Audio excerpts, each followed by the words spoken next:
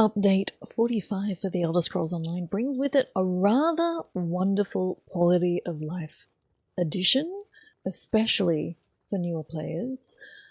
We're doing something about disguises and making them so much better.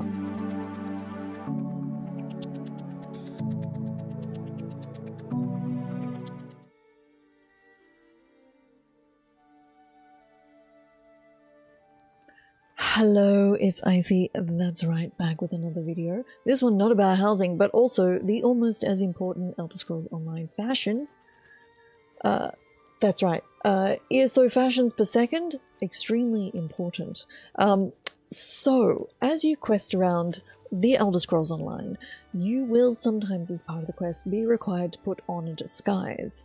The disguise, up until now, has taken an inventory slot, and mostly, while you could keep it on your character and wear it, it couldn't be dyed, you could lose it, you could accidentally destroy it, you could do all sorts of things. Starting from update 45, you will actually get that disguise, and it will be, once you pick it up for the first time, it'll actually be converted into an actual costume. So in your actual collections, and then appearance, and then costumes. So anything, quest that you've done that had a costume associated with it, if you've completed that quest, when you log in for the first time, you'll be granted it as a costume. If you don't yet have it and you pick it up, it will immediately, once you pick up that, go into your, when you've completed the quest, I believe, it will go into your costumes, and then it will be available to wear for the rest of your time that you are adventuring in the Elder Scrolls Online. For example, this forebear Dishdasha is from, I don't know which quest, let's going to assume it's a Redguard one, and is a rather nice costume.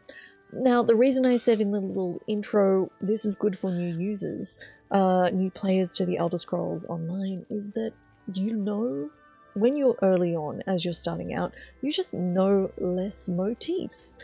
There are less options. You don't know as many variations that you can actually make your character look different. You can't necessarily craft armor in different styles to give it to your character.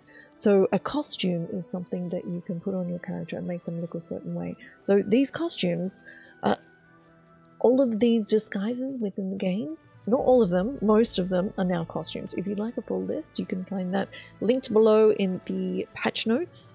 But the other really important thing about this being a costume is this is now dyeable.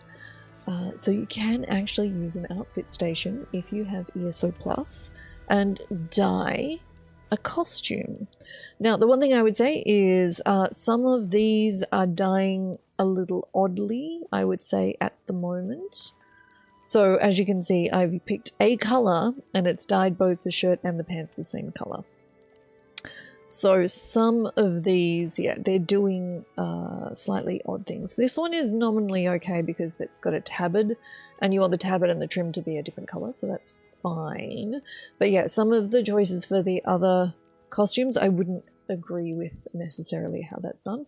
If you are on the PTS server and testing, I would recommend testing your favorite costumes, your favorite extra disguises that are now costumes, and if it goes odd, or if you think it's not working, do put in a bug report. So certainly I've done that for a number of them already, so you know, shout out and be helpful to your fellow Elder Scrolls Online community by doing testing and bug reports.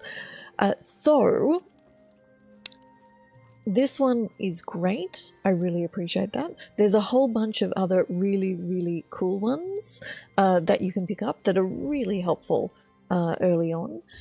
If you don't have ESO Plus, you might have access to dye packs. So you do see them pop up in the Crown Store. I would not recommend, really. I think these are kind of not... They're... I don't even know where they are. Are they under crafting? they're not really worth it. I wouldn't spend your crowns on any of those die packs unless if you really, really, really wanted to. I don't even know where they are in here. Did they stop selling them? Whatever. If you have a die pack already and you got it for create an account, or you already have it, sure, that's fine. Use that. Should you use them, use your crowns to buy them? I think they're a waste of time, money, really. The thing I would say is if you don't always have ESO Plus twice a year, there is a free trial of ESO Plus, no credit card required. You can simply activate it from in the screen.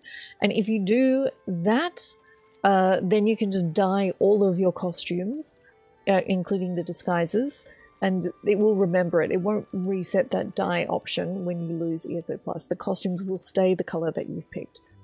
So it's a worthwhile thing to do during any ESO Plus free trials. And additionally, it's not just the costumes that you can dye, you can also dye the hats as well. So I would recommend that you go through when you've got a trial, and go through and just dye all of the things pretty much.